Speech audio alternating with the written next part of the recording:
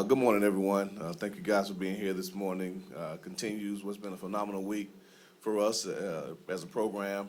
Again, we're so excited for the opportunity to represent the SWAC in the Cricket Celebration Bowl. Once we won the SWAC championship, almost 2 weeks ago, and I was extended the invitation from John Grant.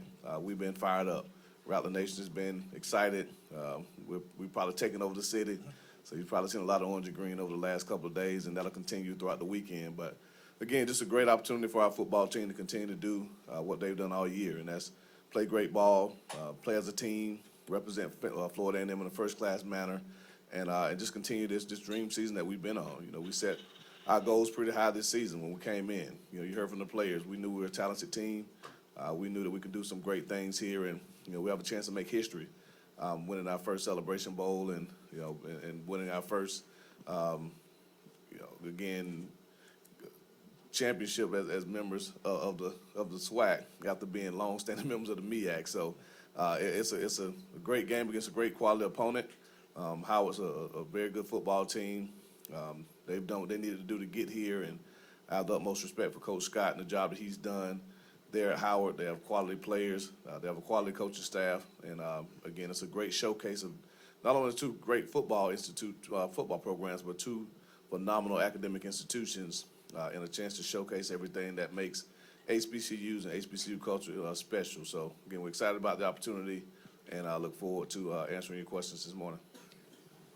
Open up for questions for Coach Simmons. Front. Good morning, Coach. Luke Williams from the Black College Sports page. Congratulations on what you guys have accomplished up to this point. When you look back on it, of getting here, and your guys mentioned it, your players mentioned it about getting by Jackson State. I think your defensive player said that was a key game for him. What was it from your standpoint in terms of what it took from your guys to get over the hump and get here? Well, for us, this journey for us started way back in January. Really started back last November, once we were, in our opinion, snubbed from the FCS playoffs. And I've kind of challenged the team every year to, to control our own destiny, and never put ourselves in a position where we're, depending on someone else to assist us in accomplishing our goals. And so when we started the season, we knew right out the gate for the third year in a row, the Orange Blossom Classic was the first game. And the last 2 years, the winner of that game went on to win the conference and go undefeated. So we knew Jackson State was a good football team. Even though Coach Prime had left, T.C. Taylor was on that staff. He assembled a really good football team. And we genuinely felt that whoever came out of that game again would have the leg up in the conference race. And so our guys, just prepared to go and play a really good game. And they did that, right out the gate, first opening play of the game, 96-yard kickoff for a touchdown. And it really set the tone for what that game would be and really what this season would be. And again, we knew we were talented. We knew that we had a chance to be really good, but oftentimes it takes the application of it first to really let it come to fruition. And once Marcus took that opening kickoff back, it's almost like the skies opened up for us. So we really knew at that time, okay, this is a different field than years past. So again, this team has persevered through a lot this season. I'm really proud of how they handled all the adversities that have come their way. They've been attacked personally, as a team, as an institution, and they've just continued to just keep pressing on, and that's something that I'm proud of as a head coach, because we talk about overcoming adversity all the time. So I don't think there's a game per se. I know the guys talked about different games, but for us, it really was just a realization that we're really the team of destiny this year, and we can put all these pieces together and we can have something pretty special.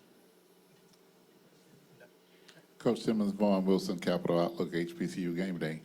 Coach, some years ago, before you ever came to FAMU, we actually had a conversation, a long layover in the airport, and you had a dream of coming to FAMU and helping FAMU win championships. Have you thought about your journey from that day that we spoke till now that you're actually, have on the eve of the opportunity to fulfill that destiny? Well, I think about where we've come from often. When I took the FAM job back in 2018, we knew we had some challenges ahead of us. The program had fallen on some tough times.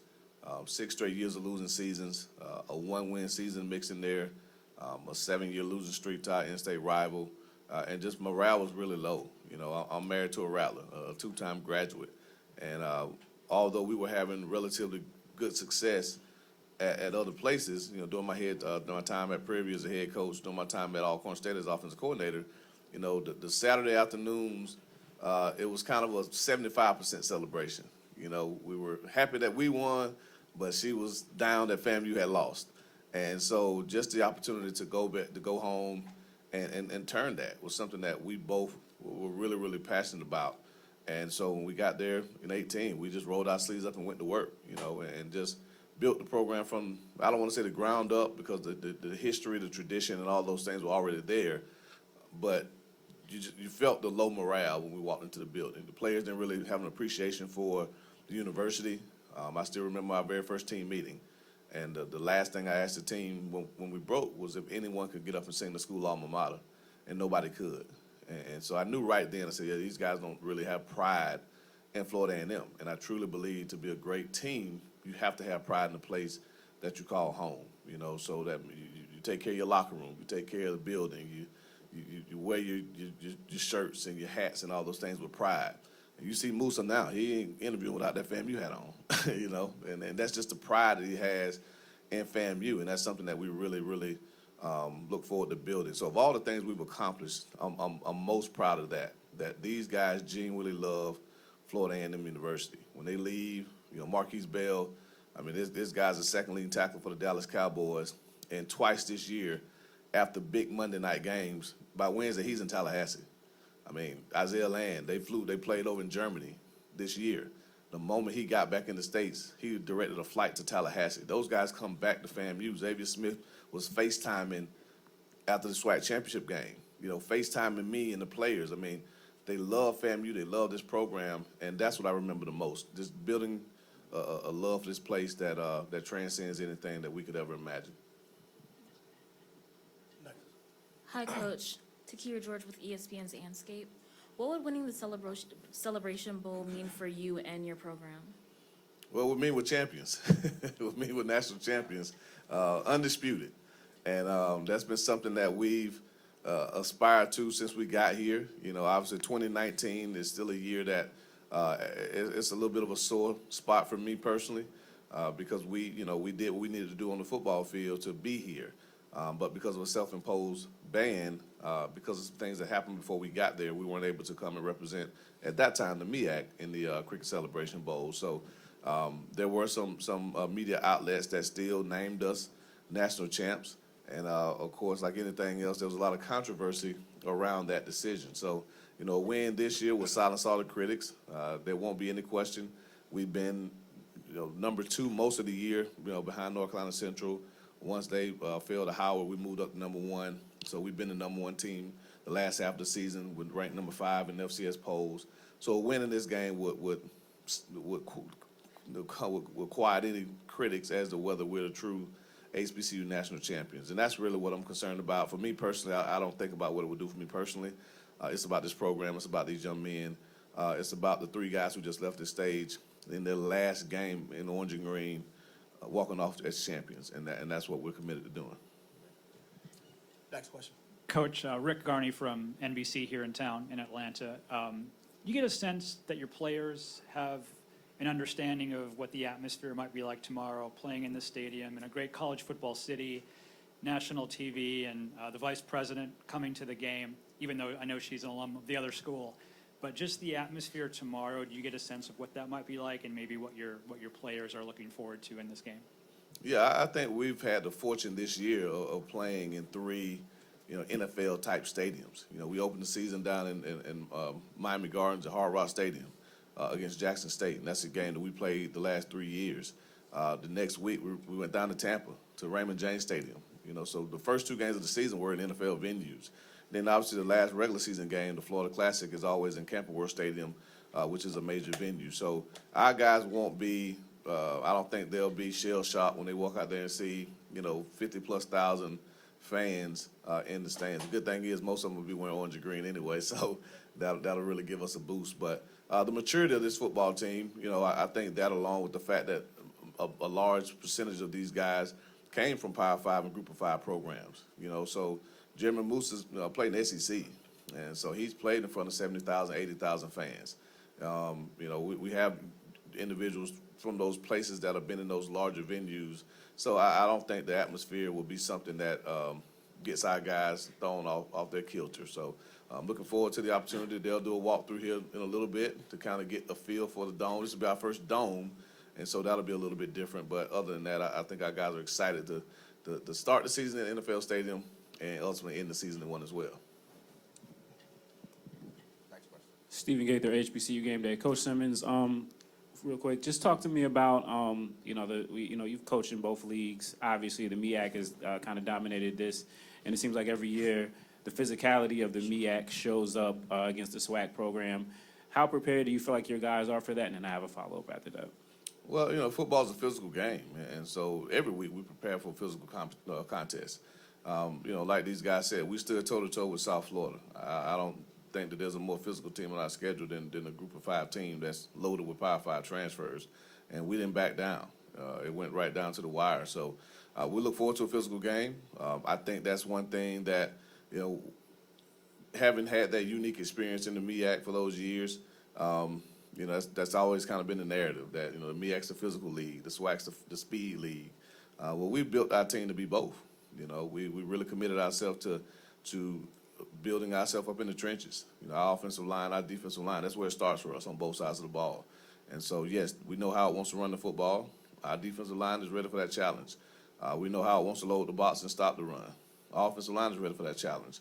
And so we're prepared for a shoulder-to-shoulder, nose-to-nose, body blow fight. We're ready to chase them around the ring for 12 rounds if that's what it takes. So whatever we got to do to win the game, our guys are prepared to do that. And that's how we built this team through recruitment. And lastly, you've actually had a chance to coach in the FCS playoffs and now here at the Celebration Bowl. Just talk about the difference for you guys as far as just the experience thus far before you step on the field. Again, I've been a part of bowls as a player and as a coach. And so just the bowl experience is unique in and of itself.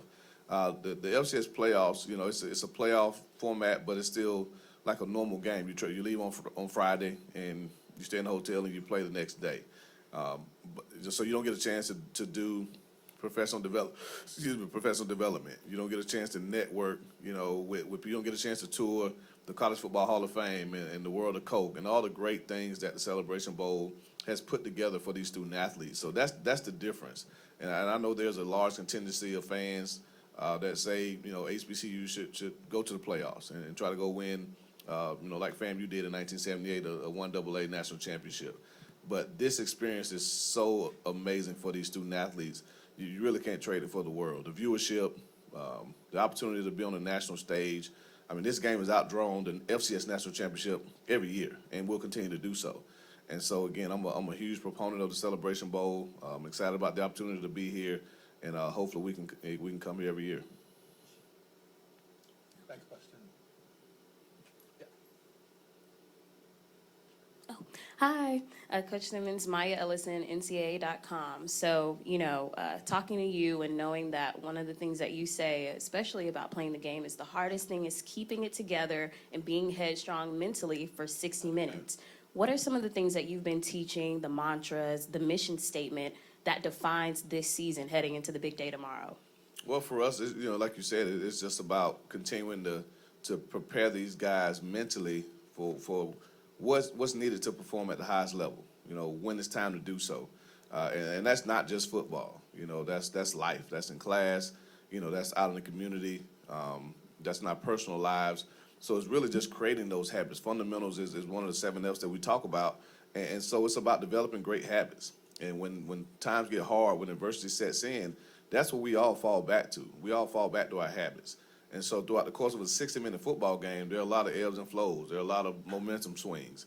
There are a lot of adverse situations. And so when those moments come, you get a bad call or you get nicked up or bruised, you give up a big play, you got to fall back on your fundamentals and continue to stay steadfast in your belief that you prepare yourself to be good enough. And that's what we talk to our guys about all the time. And I think that's why you've seen this team perform at the level it has, not only on the football field, but in the classroom as well. You know, this group of young men will walk into the game tomorrow, you know, with close to 40 graduates. You know, we got 6 more that are graduating today. they're here, but they're technically graduating today, and that'll add to the 30 plus that we already have on this team. So just their commitment to excellence in the classroom. Our APR is the highest it's been since we've been here. I think all those things kind of speak to that just prepare yourself mentally to be ready to perform at the highest level whenever you're called upon. And we don't always know in life when we'll be called upon. Guys don't know tomorrow when it's their time to make the play. You know, there'll be a key play to be made tomorrow, and we've worked hard for the last 2 weeks to prepare ourselves to make that key play when it's needed. And I think that as long as the guys continue to take that mindset, they'll continue to have tremendous success, not only on the field, but in life as well. I think our next question, Mr. Ott. Yep. Congratulations, Coach Simmons. Tony Pearl with the Pearl Reports on 7:30 Game, ESPN Charlotte. My question for you is, the MEAC Conference, they play their last game November 18th. You guys play your SWAC championship the first weekend in December. Do you have a preference to have the long layoff, or do you like it 2 weeks in between? Do you have a preference, either or? I have a preference to be here. We could have played the game yesterday if it meant that we're playing tomorrow. So I don't really, subscribe too much to that theory that gives a conference a competitive advantage because they have a longer layoff period. Again, I tell the team this all the time. If we were the only ones going through something, then I would give you an excuse. But everyone plays bowls. Like, bowl season is this time of year. So most teams' regular season ended the end of November. They didn't play in conference championships. Well, they got to play a bowl in December, in early January. So they've had long layoffs. You have some teams who played a conference championship game the same day we did, who's got to turn around and play a bowl game. Then they got to turn around and play a college football playoff. So we're not unique. We're not special in that aspect that we played a championship game 2 weeks ago and now we're playing a Celebration Bowl. How it's not unique that they played a month ago and they get to play again tomorrow. Which team prepares the best will be the one that wins. Point blank, period. It has nothing to do with the layoff. It has nothing to do with anything other than the preparation that it takes. You can prepare. The NCAA gives us typically 7 days to prepare. Well, we had 14. They had 28. So we got way more time to prepare than we normally would be. So whichever team utilizes that to the best of their advantage will be the one that probably comes out successful tomorrow. So, no, I don't have a preference as to which one we do. Again, there are 11 other teams in our conference that would love to be here. And they could care less when they played to get here. We're excited to be here, and I think Howard feels the same way. Hey, Coach Simmons, Bill Roden from ESPN Landscape. Congratulations. Thank you. You mentioned a couple times, Coach Prime, and for the past couple of years, the SWAC particularly has been Coach Prime, and that spotlight. And I was wondering, going into this season, with that kind of thing removed and the path kind of open, what was your mindset going into the season, with that era of SWAC past, and now the spotlight on whoever it is who won? So what was it like then, and what's it just sort of been like going into the season? Well, first off, I have a lot of goals I set for my life. One of the goals is that I'll be gone from a place for a year and they'll still be talking about me. Because we're talking about Coach Prime, he's been gone for a year. So I want to get to that place in life where my name continues to ring when I'm no longer there for good reasons. But no, again, I say that jokingly because, Prime and I are friends. We talk all the time. But, again, we didn't think anything about the past. We didn't think anything about, we knew that we had a really, really good football team that we were building and putting together. And so for us, it was, like I said, we had a motto a couple of years ago of leave no doubt. This year we switched it to our time. We finally said, look, guys, it's our time to show what we're truly made of. So let's prepare every single day to be able to show the world what Florida A&M football is capable of doing. And so, again, we worked extremely hard in the recruiting process to bring in quality student athletes. We worked hard to continue to go and, raise money for nutrition and resources and things of that nature that these guys need to be able to perform at the highest level. And we committed ourselves to getting it done every day in the classroom. Again, we had the best semester ever last spring. I mean, we went into the season with no academic eligibility issues, a year removed from having one of the most embarrassing days of our lives. And so all of those things culminated into us being here today. And so, again, we just felt that, hey, it's time for FAMU to be where we needed to be. We're thankful for the spotlight that has been placed on the SWAC in HBCU football, largely as a result of what Coach Prime was able to do at Jackson. But again, we want to continue that narrative. We wanted to keep going. You know, we don't want it to be a one-trick pony to where it's tied to one person. You know, this thing is so much bigger than one individual. It's so much bigger than one school, right? I mean, as HBCUs, we're all in this thing together. So to continue to uplift our brand, to continue to uplift our conferences, you know, we all have to put our best foot forward every single day. And that's something that I'm excited about. And the Cricket Celebration Bowl is a phenomenal opportunity to do that because it's a week of free advertising, you know, for two of the best institutions in the world, regardless of HBCU or PWI. It's a highlight of two phenomenal conferences that have done more for, you know, minorities than anybody can imagine. And that has a history that's second to none, you know. So, again, we're going to continue this you know, wave that we're on, this momentum that we started a few years ago. And I think tomorrow's game will be the next in the long line of phenomenal events for our conference, for our institutions for years to come. I think we have 2 questions left. Young, okay, Luke, young man. Hey, Coach, can you, have you talked to other coaches in the conference in the SWAC as to why the MEAC is a 6-1 advantage? And is that at all been a focus? Will you talk about that in terms of motivating your team? No, I mean, I've never had that conversation with anyone, with any coach. You know, one game doesn't define a conference. I mean, on middle of December, for 6 times out of 7, the team out of the MEAC was better than the team out of the SWAC. That's what happened. Many times in the game, the team from the SWAC came in as the favorite. The last 2 years, that was definitely the case. And they didn't get it done, you know. So you look at, you know, Coach Broadway, who was on it last night. I mean, Coach brought in some of the best teams in the history of HBCUs. And they ran through the MEAC, unscathed through the MEAC many of those years. You know, my first 2 years, we were the only team to beat them. And they were able to come in and win the Celebration Bowl. So they were the best team in black college football. They were supposed to win the Celebration Bowl, right? The last 2 years, obviously, Jackson State was the favorite, and they didn't get it done. So, but it doesn't speak to which conference is stronger. I've been a part of both conferences, and I'm not going to get up here and talk about which is better. They're both phenomenal conferences. Both have phenomenal players, phenomenal coaches, phenomenal institutions, and that's why we do this, right? And so tomorrow's game, it's Dub SWAC. It's Howard versus FAMU. Whichever team is better tomorrow will win. On tomorrow doesn't mean that they're better throughout the season.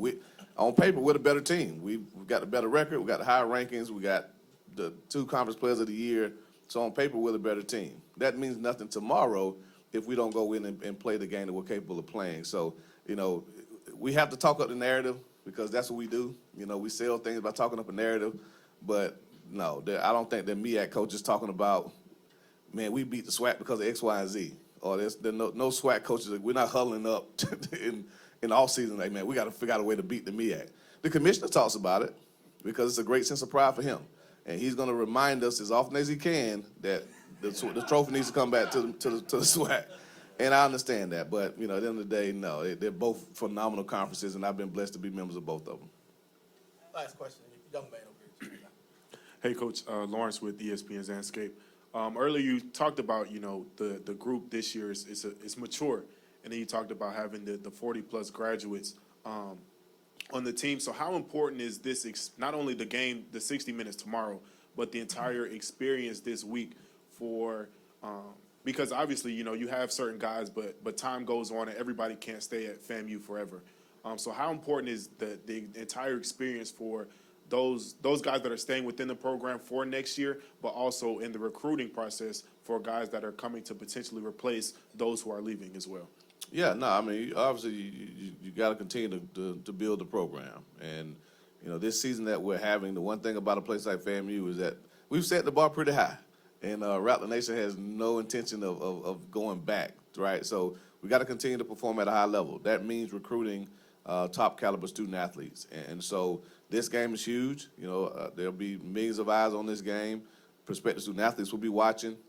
Parents, coaches, they want to see what type of brand, what brand of football FAMU plays. They want to see if they can envision their young man succeeding here. And so when they see Jeremy Musa, when they see Isaiah Major, Kendall Bowler, guys who have NFL draft grades, guys who've been invited to the HBCU Legacy Bowl and other All-Star games, Marcus Riley even, I think they'll be able to envision, like Isaiah Major said, to see Marquise Bell and the success that he's had, that helps in recruiting. Because unfortunately for us, and I'm sure Coach Howell can share the same sentiment, you know, we spend a lot of our time in the recruitment process dispelling a lot of negative myths and connotations about HBCUs and what type of education you can get here, what type of opportunities are available for you here. And so we have to go into homes and change a lot of perspectives as to what we can do and what we can provide for the student athlete. And so tomorrow's game will be huge in pushing and driving that narrative that you can come to an HBCU and succeed as a student and go on and work in any Fortune 500 company that you can think of, that you can start your own business, that you can make an impact, that you can be a professional athlete, right? We have a ton of guys in the NFL from these conferences. And so I think tomorrow's game is going to be critical in continuing to push that narrative and drive it. And this week was amazing just because, again, not just about the guys that will be coming in or returning, but for the guys that are leaving.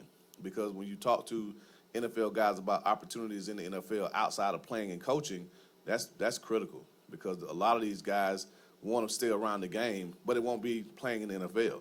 But they can go be in player development, they can go in player personnel or operations or all those other fields that the NFL offers. And that's why I think this week was so important to expose these guys to all of these opportunities because that's what it's all about. It's not just about playing in the NFL, which most of them want to do. It's about being able to continue to be productive and go make a difference with what this experience provides for you.